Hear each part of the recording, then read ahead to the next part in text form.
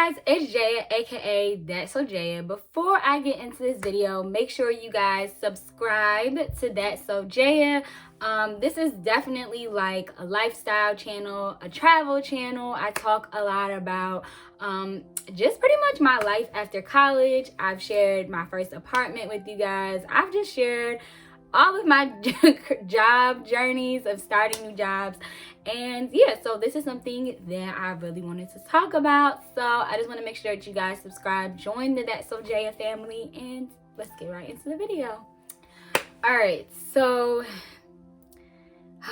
this is such a touchy subject. All right, so I've been sharing my journey as a speech pathologist assistant for a while. And you know, if you don't know, in order to become a licensed speech language pathologist, you need to have a master's degree. And the past couple years, I've been, contracted working as an SLPA and have not gotten into a graduate program. And it has been a really big struggle for me these past couple years because I'm just like, what is going on? I have all this work experience. I graduated with over 3.0, and I just really was starting to have self-doubt.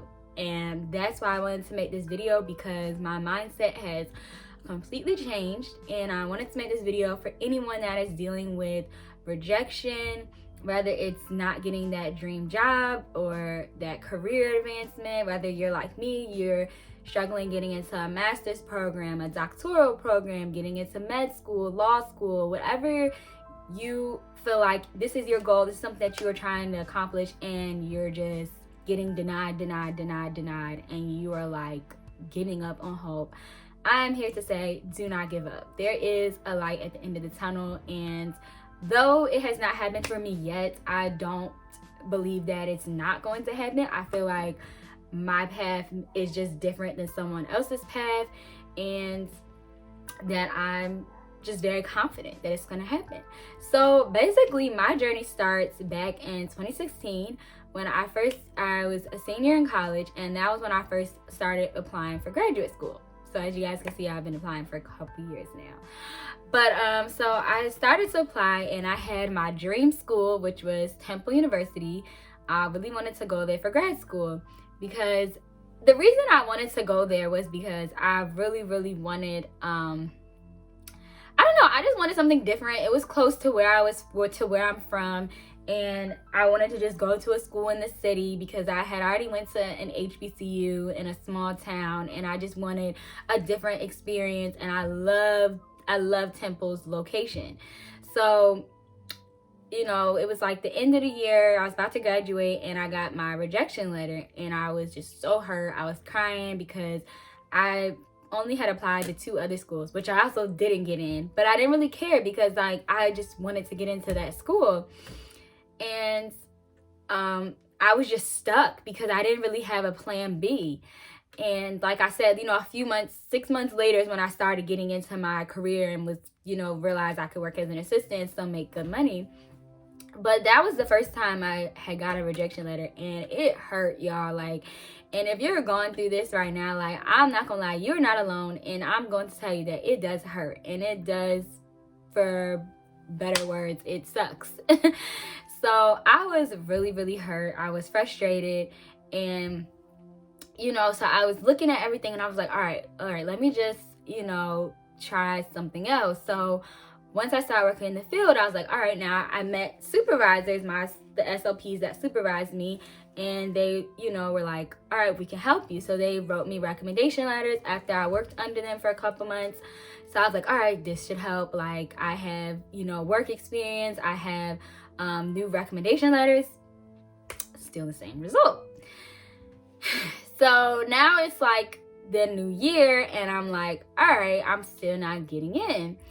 So I do the same thing. I'm still gaining work experience. I'm working again with new supervisors. They're writing me another set of recommendation letters. I'm, applying to more schools. I was trying to just make sure I had everything. And same result. This time I actually like made it to a waiting list, but then of course I didn't get in. So that was about 2 years of just rejection. And then finally I was like, all right, let me take the GRE again, because maybe, so like, you know, maybe I need to like get a higher score, because I wasn't gonna lie, my score wasn't that good. It was pretty much like very like below average. It wasn't good. And I'm not gonna lie, like my senior year of college, I did not take the steps that I needed to make sure I was getting into a graduate program. Like I really wish I would have been like making sure my GPA was a lot higher. And these are things that I wish someone would have told me, because like I said, with every school that I applied to, I met the minimum requirements. And in my head, I was like, I'm meeting the requirements. And that's when somebody told me, they're like, you know, they don't accept the minimum. They just like have to say that. They're not going to say on their application list, they're not going to say like, oh, you got to have at least a 3.9, because that's going to discourage people from applying. But that doesn't mean that that's majority of the people they accept. And some schools will like put on their website, they'll say, oh, this year our average GPA that we accepted was a 3.7 or something like, you know, fairly high.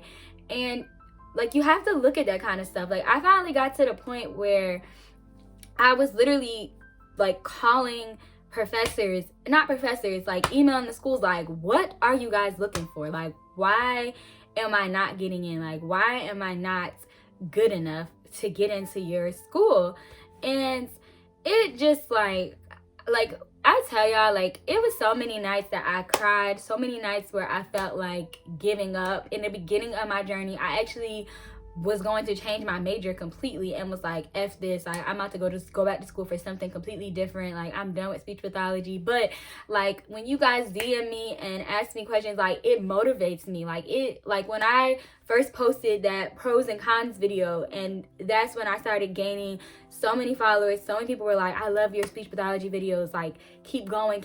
And that's when I knew like I can't give up on this journey. I can't sit there and let, you know, denials and rejections make me feel like I'm not meant to be this. Like I love working with children. Every day when I go to work, I feel like this is what I'm supposed to be doing for the rest of my life. Like I have a children's book out because I love working with children so much. And it's just one of those things where it's like you can't give up. When you know you have a passion for something, when you know that this is something that God put you on this earth to do, it's hard to just stop. It's hard to say, bump this, I don't want to do this anymore because of some setbacks. And I'm saying that because I've had several setbacks. And it's not like, oh, this happened to me once or twice. Like, it's happened to me plenty of times. And it hurts. And I just don't want to give up. So right now, what I am doing is, like I said, I'm still working in the field. I am currently still applying. I'm super dedicated. So that's something that I'm just like, I don't know, like I was just watching, a lot of people have been watching this, the whole B. Simone and like her manifestation. And it's really made me feel motivated. Like I will get into a program. I will become this. Like you gotta really just speak it into existence. So that is what I've been doing. I have been taking the steps. Like I said, I took the GRE again last year, and that was definitely a drastic. When I tell y'all, my writing score literally doubled from me taking it again. Like, I don't know what I did the first time. Your GPA, you can't change that. Like, I spoke with my aunt. She worked at a college, worked in admissions, and she was like, taking classes over again is not gonna help. They're still gonna look at it like, girl, like why you didn't get it right the first time. And another admissions person told me that too, like, you know, because they're still gonna look at your first transcript regardless. But yeah, so just taking stuff again is not always the best option. Just, I don't know, I'm just trying everything out. I'm working really hard on my new application. Just making sure I have lots of options. I felt like in the beginning I kept narrowing it down to only applying to like 2 schools at a time, 3 schools at a time, and now I'm at the point where I'm like, look, if I gotta sit and apply to 15 schools until one finally accepts me. That's just what we're gonna do. So that is kind of where I'm at right now. Like, I'm applying to a lot of schools. But yeah, don't give up. It's gonna happen. Don't give up. I'm not giving up. I'm still trying. I'm definitely more positive. Don't compare yourself to others, because like I said, in 2016, 2017, that was something I continued to do. So don't do that. What else? Yeah, stay positive. So I will, of course, let you guys know. I would take you on the journey with me when I get into a graduate program, because y'all, I'm speaking into existence. Your girl will be a grad student in 2020. Okay, I will. I'm claiming it. But yeah, so thank you guys so much for watching. If you can relate to this story as far as like not getting into a program, then comment down below. Or if you can relate to the story as far as, like I said in the beginning of this video, any type of rejection. How have you dealt with it? How have you overcome like feeling discouraged and things like that? Because that is most important. I don't want people being sad and depressed because things aren't happening at the speed they would like it to happen. So yeah, comment below and let me know. And like I said, make sure you guys subscribe.